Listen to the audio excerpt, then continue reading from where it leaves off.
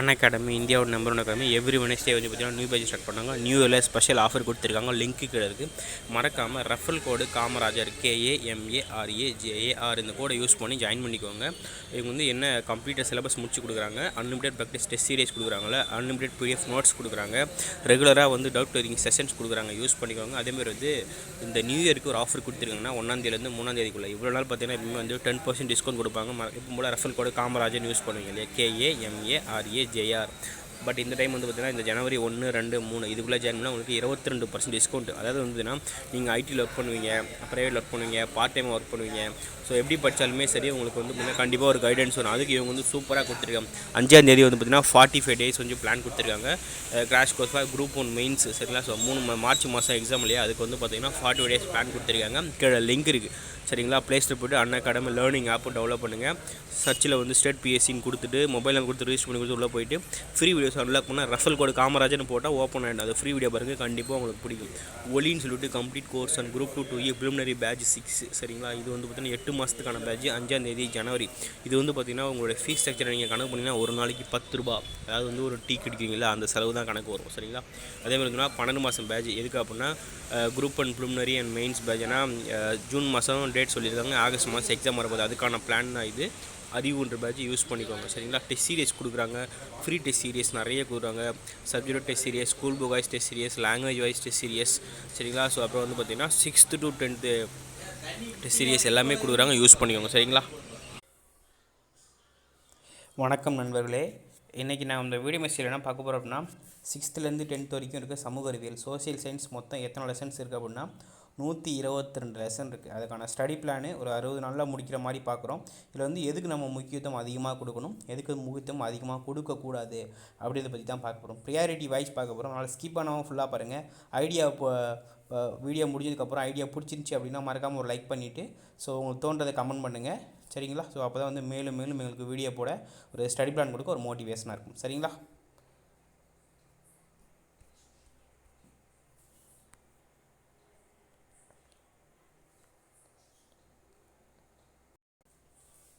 இதுதான் பார்த்தீங்கன்னா ஒரு டேபிள் என்ன அப்படின்னா 6th-லேருந்து 10th வரைக்கும் ஒவ்வொரு ஸ்டாண்டர்ட்லேயும் எத்தனை லெசன்ஸ் இருக்குதுன்னு நான் கொடுத்துருக்கேன் சரிங்களா.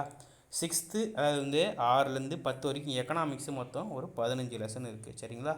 பாலிட்டி 32 லெசன் இருக்குது, ஹிஸ்ட்ரி 38 லெசன் இருக்குது, ஜியாகிரஃபி 37 லெசன் இருக்குது, மொத்தம் 122 லெசன் இருக்குது சரிங்களா. இந்த 122 லெசனில் வந்து பார்த்திங்க அப்படின்னா நம்ம வந்து ஃபஸ்ட் ப்ரியாரிட்டி எங்கே கொடுக்கணும் அப்படின்னா டேரெக்டாக ஹிஸ்ட்ரிக்கு வந்துடணும். ஏன்னா இந்த யூனிட் 8 யூனிட் 9 இந்த மாதிரி சொல்லிட்டு ஹிஸ்ட்ரியில் தான் அதிகமாக வந்து கவர் ஆகுது சரிங்களா. அதுக்கப்புறம் நம்ம என்ன ப்ரியாரிட்டி பாலிட்டி கொடுக்கணும்.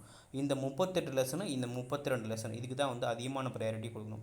அதுக்கப்புறம் தமிழ்நாடு அதாவது வந்து யூனிட் 9ன்றது தமிழ்நாடு அதிகமாக கவர் பண்ணணும். அப்புறமா வந்து ஜியாகிரஃபிக்கு முக்கியத்துவம் கொடுக்கணும். கடைசியாக வந்து எக்கனாமிக்ஸ் கொடுத்தா போதுமானது சரிங்களா. ஃபஸ்ட்டு வந்து எக்கனாமிக்ஸ் சொல்லிடுறேன். எக்கனாமிக்ஸு ரொம்ப சிம்பிள். ஒரு எக்கனாமிக்ஸை எடுத்துட்டிங்க அப்படின்னா 5 நாள் இல்லை 7 நாள் ஸ்பெண்ட் பண்ணால் போதுமானது. இந்த 15 லெசனை ஈஸியாக முடிச்சுட்டு நான் எக்கனாமிக்ஸ் முடிச்சிட்டேன்னு சொல்லிட்டு ஒரு சாட்டிஸ்ஃபேக்ஷனாக உட்காந்துக்கலாம். அதேமாரி வந்து 6th-லேருந்து 12th வரைக்கும் எக்கனாமிக்ஸை பார்த்தீங்கன்னா ரொம்ப கம்மியான லெசன்ஸ் தான் இருக்குதுல்ல. ஸோ இது மாதிரி வந்து பார்த்திங்கன்னா சொல்லவே முடியாது, அந்தளவுக்கு ரொம்ப கம்மியான லெசன்ஸ் தான் இருக்குது எக்கனாமிக்ஸில். 11th 5 லெசன் படித்தா போதுமானது, 12th 7 லெசன் படித்தா போதுமானது. அங்கே ஒரு 12 லெசன், இங்கே ஒரு 15 லெசன். இதை படிச்சிட்டிங்கன்னா நீங்கள் தான் வந்து டாப்பர், அந்த அளவுக்கு முடியும். ஆனால் எக்கனாமிக்ஸ்னு கொஷின் பார்த்திங்கன்னா ரொம்ப கம்மியாக தான் கேட்பாங்க. ஒரு 7 கொஷின்லேருந்து 10 கொஷின் கேட்பாங்க. அதுவே இந்த டைம் கேட்குறது கொஞ்சம் கஷ்டமான விஷயம் தான் சரிங்களா. அதுக்கப்புறம் வந்து பார்த்திங்க அப்படின்னா இந்த எக்கனாமிக்ஸில் நீங்கள் ஃபஸ்ட்டு கம்ப்ளீட் பண்ண வேண்டியது எது அப்படின்னா 10th தான் நீங்கள் கம்ப்ளீட் பண்ணணும் சரிங்களா. 10th கம்ப்ளீட் பண்ணணும், அப்புறம் 9th கம்ப்ளீட் பண்ணணும், அதுக்கப்புறம் 11th 12th போதுமானது. ஏன்னா இது வந்து குரூப் 2 ப்ரிலிமினரி இல்லையா. அதேமாரி வந்து பார்த்திங்கன்னா ஆனால் நான் கண்டிப்பாக நீங்கள் வந்து 9th 10th 11th 12th படித்து தான் இருக்கணும். அதேமாரி வந்து மறக்காமல் புக் பேக் கொஷின் எல்லாத்துக்கும் படிக்கணும். 11லேயும் சரி 12லேயும் சரி 10 10 20 லெசனுக்கு நீங்கள் புக் பேக் கொஷின் படித்து தான் ஆகணும் சரிங்களா. மொத்தம் வந்து 15 ஒரு 12 லெசன் அவ்வளோதான் இருக்குது. ஃபஸ்ட்டு இந்த 6th 10th முக்கியத்துவம் கொடுங்க சரிங்களா. அதேமாரி அடுத்து வந்து ஹிஸ்ட்ரியில் வந்து பார்த்திங்கன்னா 10th இருக்க 6 லெசன் ரொம்ப 10th மொத்தம் 10 லெசன் இருக்குது. அதில் முதல் 4 லெசன் தேவையில்லை. 5ஆவது லெசன்லேருந்து படிக்க ஆரம்பிக்கணும். 6 லெசன் படித்தா போதுமானது. 9th 1ஆவது லெசனு 2ஆவது லெசனு 7ஆவது லெசனு இதை படித்தா போதுமானது. 9th வேறு எதுவும் படிக்க தேவையில்லை. இதுக்கப்புறம் மிச்சம் இருக்கிறதுலாம் 6th 7th 8th தான் சரிங்களா. ஃபஸ்ட்டு வந்து இதை படித்தா போதுமானது சரிங்களா. அடுத்து வந்து பாலிட்டிக்கு போயிடலாம். பாலிட்டி வந்து நீங்கள் ஃபுல்லாக படித்து தான் ஆகணுங்க. குறைஞ்சபட்சம் 10லேருந்து 12 கொஸ்டின் கேட்டுருவாங்க. சரிங்களா? அதனால் பாலிட்டி நீங்கள் படித்து தான் ஆகணும். 32 லெசனுமே நீங்கள் இம்பார்ட்டன்ஸ் கொடுத்து தான் ஆகணும். சரிங்களா? அடுத்து ஜியாகிரஃபிக்கு வாங்க.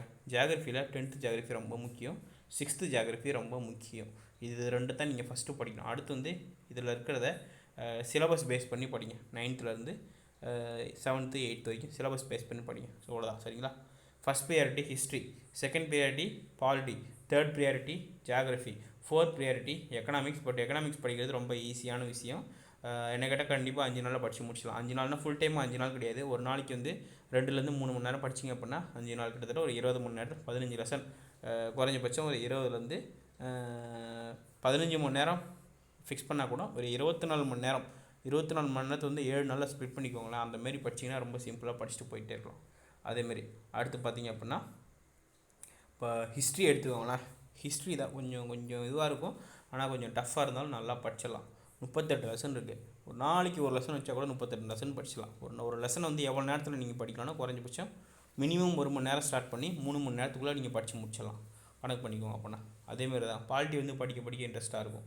32 லெசன் 32 நாள் கணக்கு பண்ணால் கூட படித்து முடிச்சிடலாம். சரிங்களா? இது எல்லாமே வந்து பார்த்திங்கன்னா டெய்லி வந்து ஒவ்வொரு லெசன் கணக்கு பண்ணிங்கன்னா பாருங்கள் 60 நாள்ன்றது ரொம்ப அதிகபட்சமாக தெரியும் உங்களுக்கு 6th 10th வரைக்கும். ஆனால் நீங்கள் நிறைய பேர் படிக்கிற மெத்தட் எப்படி இருக்குன்னா ரொம்ப டஃப்பாக இருக்கும். சில இன்ஸ்டியூட் என்ன பண்ணுவாங்க அப்படின்னா சண்டே வந்து ஒரு டெஸ்ட் ஷெடியூல் கொடுத்துருப்பாங்க. அதில் பார்த்தோன்னா 6th 2 lesson, 7th 1 lesson, 8th 3 lesson, Tamil term ஒரு டேர்ம் ஃபுல்லாக கொடுத்துருப்பாங்க, ஓல்டு டேர்ம் ஃபுல்லாக கொடுத்துருப்பாங்க, கரண்ட் அஃபேர்ஸ் ஒரு 30 நாளைக்கு கொடுத்துருப்பாங்க, அது இல்லாமல் மேக்ஸ் கொடுத்துருப்பாங்க. இதெல்லாம் பார்த்தீங்கன்னாவே ஐயோ டெஸ்ட் இவ்வளோ தான் இருக்கா, படிக்கணுமா, இவ்வளோ கஷ்டப்படணுமே அப்படின்லாம் இருக்கும். நீங்கள் வந்து அப்படி கணக்கு பண்ணாமல் இந்த மாதிரி வந்து டேலி பண்ணுங்கள். இப்போ அதேமாதிரி நீங்கள் சண்டே உங்கள் இன்ஸ்டியூட்டில் டெஸ்ட் வைக்கிறாங்கன்னா டெஸ்ட்டுக்கு போங்க, தப்பு கிடையாது. பட் அங்கே வந்து நீங்கள் என்ன பண்ணுவீங்க அப்படின்னா அன்றைக்கி ப்ரைஸ் வாங்கணும், அன்றைக்கி நான் மார்க் எடுக்கணும் அப்படின்ட்டு என்ன பண்ணுவீங்க அப்படின்னா அந்த வாரம் 5 நாளுமே என்ன பண்ணுவீங்க, அந்த டெஸ்ட் ஷெடியூலை மட்டுமே ஃபாலோ பண்ணுவீங்க. அப்புறம் எப்படியும் போய் அடித்து பிடிச்சி பக்கத்தில் போயிடுவீங்க, ப்ரைஸும் வாங்கிடுவீங்க. இல்லைனா ஃபஸ்ட் 5 ரேங்க்குள்ளே 10 ரேங்க்குள்ளே வந்துடுவீங்க. ஓகேவா? 7 நாள் முடிஞ்சிருச்சா, திருப்பி திங்கக்கிழமை ஸ்டார்ட் ஆகும். திங்கள்லேருந்து வெள்ளி வரைக்கும் சண்டே சாட்டர்டே என்ன டெஸ்ட்டோ அதை அப்படியே படிப்பீங்க, திருப்பியும் போவீங்க. அப்படியே அடுத்த வாரம் தொடர்ந்துகிட்டே இருக்கும். ஆனால் நீங்கள் ரிவிஷன் பண்ண மாட்டீங்க. இதுதான் நீங்கள் பண்ணுற தப்பு. ஆனால் ரிவிஷன் பண்ணணும். உண்மையிலேயே நீங்கள் வரக்கூடிய தேர்வில் வந்து பாஸ் பண்ணணும் அப்படின்னா உங்கள் மைண்ட் செட்டப் எப்படி இருக்கணும், எப்பவுமே வந்து டெஸ்ட்டுக்கு படிக்கணும். கண்டிப்பாக உங்கள் டெஸ்ட்டுக்கு நீங்கள் படிக்கணும், மார்க் எடுக்கணும். அது வந்து அதையே வந்து அந்த 5 நாள் பொழப்பாக வச்சுருக்காமல் உங்களுக்குன்னு ஒரு ஷெடியூல் இருக்கணும்.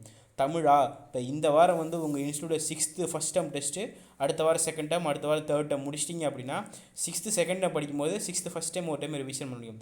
தேர்ட் டேர்ம் படிக்கும்போது 2 டைமே சேர்த்து ரிவிஷன் பண்ணி வச்சுக்கணும். அதாவது வந்து அடிக்கடி வந்து புக் எடுத்து பார்த்துட்டே இருக்கணும். ரிவிஷன் பண்ணுறதுனா ஃபுல்லாக உட்காந்து படிக்கிறது கிடையாது. அங்கங்கே கண்ட மணிக்கு வந்து படிங்க. ஆனால் வந்து உங்கள் மைண்டில் வந்து எது டஃப்பாக இருக்கோ அதுக்கு முக்கியத்துவம் கொடுத்து படிக்கணும். அப்படி தான் ரிவிஷன் பண்ணணும்.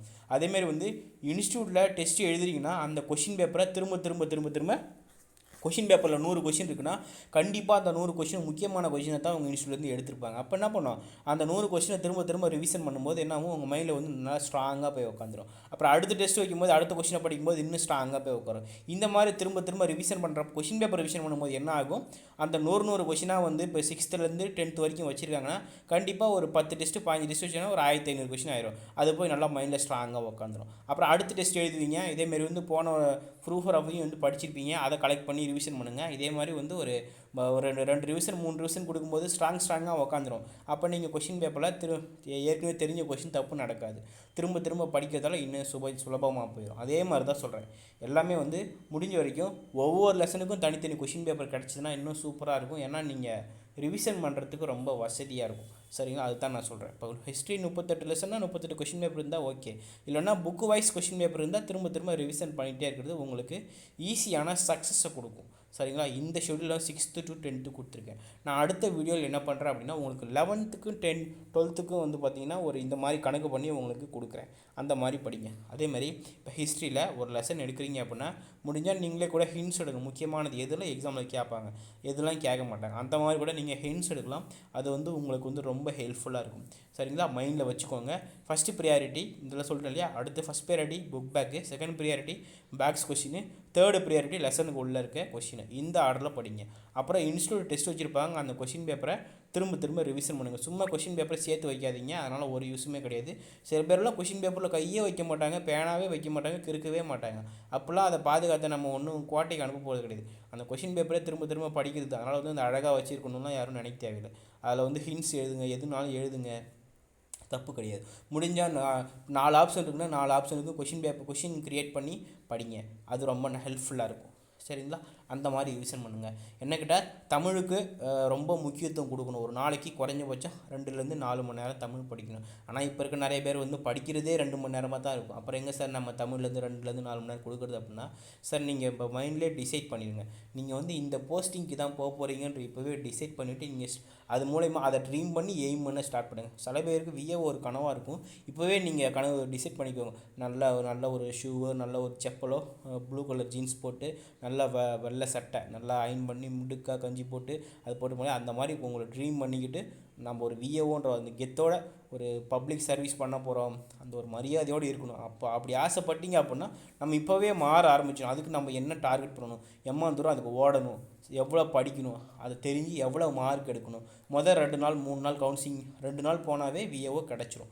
அது போனால் எவ்வளோ மார்க் எடுக்கணும், ஒரு 300 ரேங்க்குள்ளே எடுத்துடணும். 300 ரேங்க் எடுக்கணும், எவ்வளோ மார்க் எடுக்கணும், அந்த மாதிரி தெரிஞ்சு படிக்கணும். இப்போ குரூப் 2 போஸ்டிங்காக, இன்டர்வியூ போஸ்ட்டாக, நான் இன்டர்வியூ போஸ்ட்டாக, அதுமாரி தெரிஞ்சு படிக்கணும். இப்போவே வந்து டார்கெட்டை ஃபிக்ஸ் பண்ணுங்கள். டார்கெட்டை ஃபிக்ஸ் பண்ணி நம்ம இவ்வளோ மார்க் எடுக்கணும், இவ்வளோ ரேங்க் எடுக்கணும்னு ஃபிக்ஸ் பண்ணிவிட்டு படிங்க. சரிங்களா? All the best. எதனா கொயரிஸ் இந்த கமெண்ட் செக்ஷனில் கொடுங்க. சரிங்களா? நன்றி.